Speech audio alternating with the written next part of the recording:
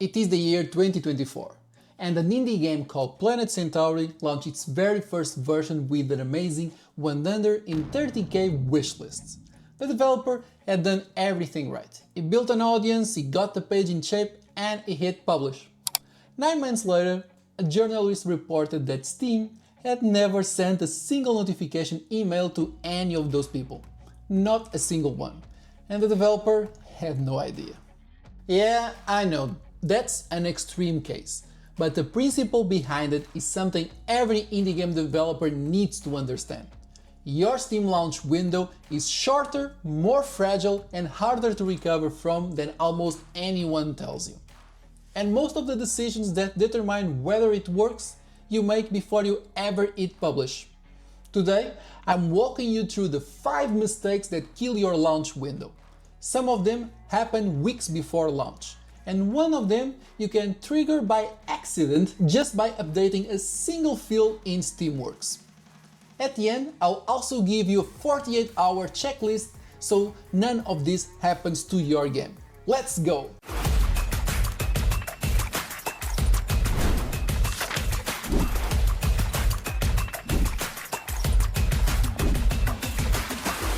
There are a handful of places on Steam where new games get real organic visibility. The new and trending section, the popular new releases page, and the popular upcoming list in the week before your launch. Each one puts your game in front of players who have never heard of it. They are the closest thing Steam has to word of mouth. According to the analysis from Simon Careless at Game Discovery Co., only about 5 to 10% of weekly releases earn the new and trending flag, and the flag is assigned within the very first minutes of your launch. Steam isn't watching how you perform over a month, it's measuring what happens immediately. How many people are actively playing, how fast your game is generating traffic, and the most important of all, how quickly wishlists are converting to purchases. That data from the first hours determines whether Steam recommends your game to new players or simply moves on. Which means that the soft day one doesn't just hurt day one, it shapes your entire first week. Game Discovery Co. analyzed a batch of games from early 2025 and found out that week 1 sales were roughly around 21.8 times the peak CCU, which stands for concurrent users, meaning how many players were playing at the same time on day 1. In plain terms, if 100 people are in your game simultaneously on launch day, you can expect around 2,180 sales by the end of the week. Your first 24 hours is a multiplier, not a moment. So here's what kills it. Steam only sends notification emails under 4 conditions. Number 1, your game launches. Number 2, it moves from early access to full release. Number 3, you run a discount of 20% or more. And number 4, you release a demo. That's it. 4 moments across your entire commercial life of your game. And here's a rule most developers have never read. Steam enforces a 2-week cooldown between emails about the same app, which means 2 of those 4 triggers can cancel each other out if you time them wrong. Here's a scenario. You build a demo, you run it through Steam Next Fest, and it goes really well. You picked up thousands of wishlists. The community responds, you feel the momentum. So you write it. You launch the full game 10 days later while the energy is still there. But Steam sends no launch notification, not a single wishlist, because you triggered the demo email 9 days ago, and the cooldown hasn't cleared. Steam doesn't warn you. There's no flag in Steamworks that says cooldown active. You simply hit publish, you assume the emails went out, and you find out weeks later, if you find out at all, that your wishlist audience never heard your game was live. And even when the cooldown isn't the problem, the numbers are still not what most developers expect. According to data from presskit.gg, only 60 to 75% of wishlist actually receives the notification. Unverified accounts never get emails. Users who opt out don't either. So if you have around 10k wishlisters and the demo cooldown blocks your launch email entirely, you are not reaching 10k people on day one. You might reach 0. And if the email does send but hits normal deliverability, you are reaching 60k to 70.5k. That gap matters when you're trying to generate a day one spike. There's a real case that makes this concrete. Planet Centauri launched its first version with 130k wishlists. 9 months later, the developer discovered that Steam had never sent a single notification email to any of those 130k people. A platform level bug, but those 130k people who asked to be told when this game was out never received the notification. The developer found out almost a year after it happened when the PC Gamer article surfaced the story. The lesson isn't that Steam is broken, not at all. The lesson is that your entire day one traffic plan depends on Steam notification system and nothing else. You are completely exposed when something goes wrong. The fix is simple. Leave at least 2 weeks between your demo notification and your launch date.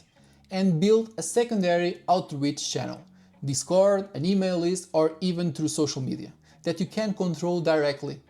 Don't outsource the most important announcement of your launch to a system you can't monitor or verify. Steam's algorithm reads concurrent users, which means how many people are in your game at once. And they use this as a signal to whether a game is worth surfacing to more users or not. CCU doesn't have to be massive, but it has to spike. Most indie devs launch by posting an announcement and then waiting. The problem is that a scattered audience generates a trickle. Wishlist emails open over 24 hours. Social posts reach people at different times. So the traffic arrives slowly, unevenly, and never peaking. Steam responds to peaks, not trickles. What you want is a coordinated wave. Streamers lives, YouTube coverage dropping, press pieces going live, Reddit posts, and Discord announcements. All timed to it within the very first 4 to 6 hours after launch.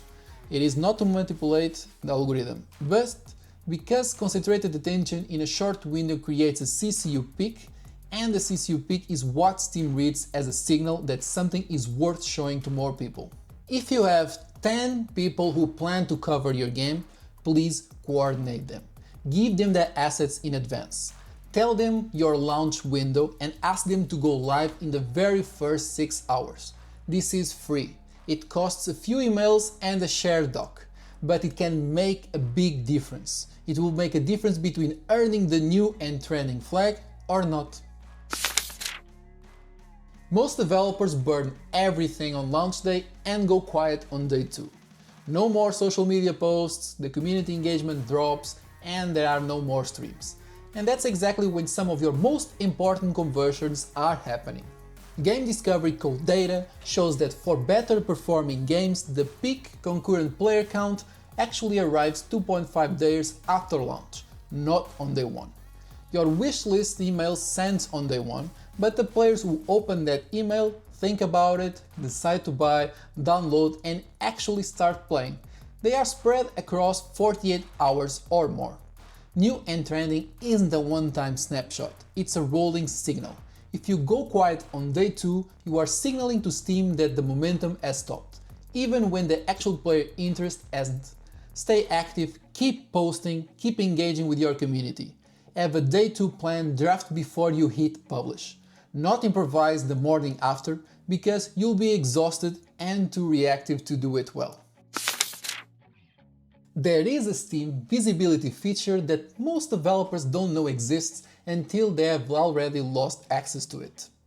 If your game builds enough wishlist momentum before launch, roughly 7k to 12k wishlist, according to data cited by GameIfYouAre, it will appear in the popular upcoming section on Steam's front page in the week before you go live.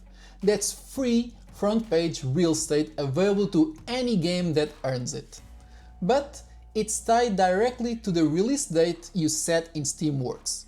If you set a date, appear on popular upcoming and then change the date, your appearance disappears.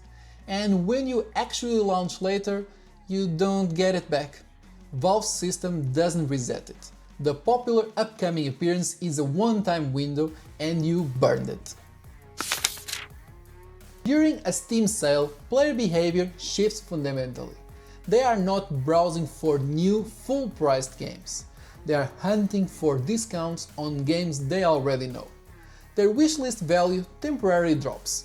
They know that if they wait, they can buy something for less. Launching a full-priced game into that environment means that you are competing against familiar games at 50, 60 or even 80% discount. Your game is new and at full price. Everything else is known and cheap. Even players who genuinely want your game are more likely to wishlist it and wait than to buy it at launch. The fix is simple. Check the sales calendar before you commit to a date. The major seasonal sales, summer, winter, autumn and spring, are publicly known months in advance on SteamDB.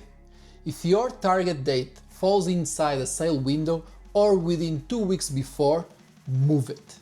Either launch more than 30 days before a sale, so your launch algorithm window is complete before the sale starts, or launch within the sale at a discount if your strategy calls for it.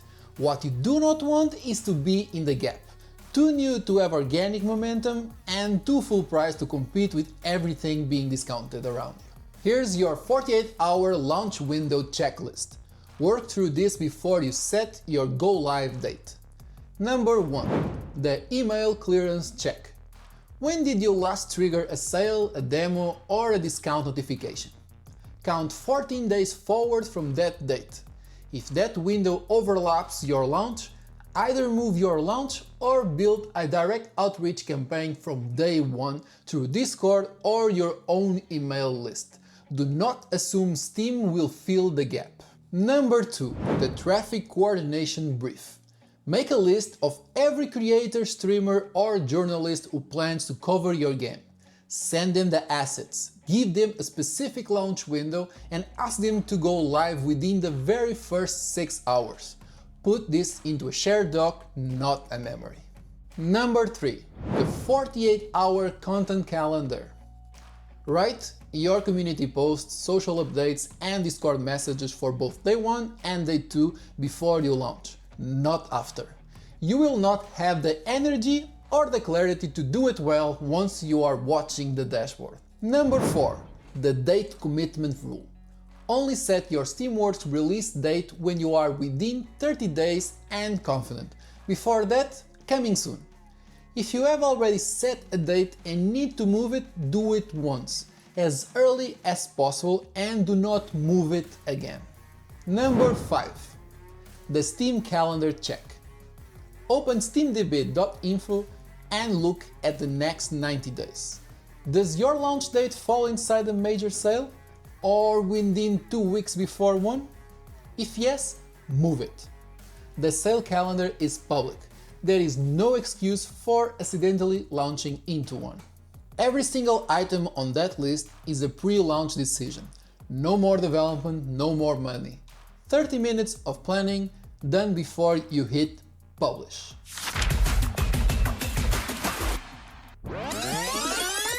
One more thing before the outro. Everything we've covered in this series, fixing your first 10 minutes, fixing your Steam page, fixing your launch window, only stacks properly if you have players who actually show up. That's where QUDO fits into this. The hardest part on day 1 is generating enough concurrent players fast enough to send the right signal to Steam's algorithm. QUDO is a platform where indie players specifically engage with games, not passively, but through challenge rewards that are designed to get them playing. When you activate challenge before your launch, you have a ready group of players who are primed to be among your first users on day 1. Real playtime, real CCU contribution and real reviews. Here's how to use it for your launch. Step 1. List your game on QUDO and set up your challenge rewards at least 2 weeks before you go live. Link is in the description. Step 2. Build your 48-hour content plan using the checklist from this episode. Step 3. Activate QUDO's performance rewards on launch day. The community gets notified, they play, and their playtime feeds directly into the signal Steam is watching in your launch window. One last question for you. Of the 5 mistakes we covered today, which one did you recognize in your own launch plans or already make? Was it burning the wishlist email? Was not coordinating day 1 traffic, going dark on day 2, moving your launch date, or launching into a sale? Drop it in the comments, the patterns of answers is going to shape what we go deep on next. See you in the next Growth Clinic.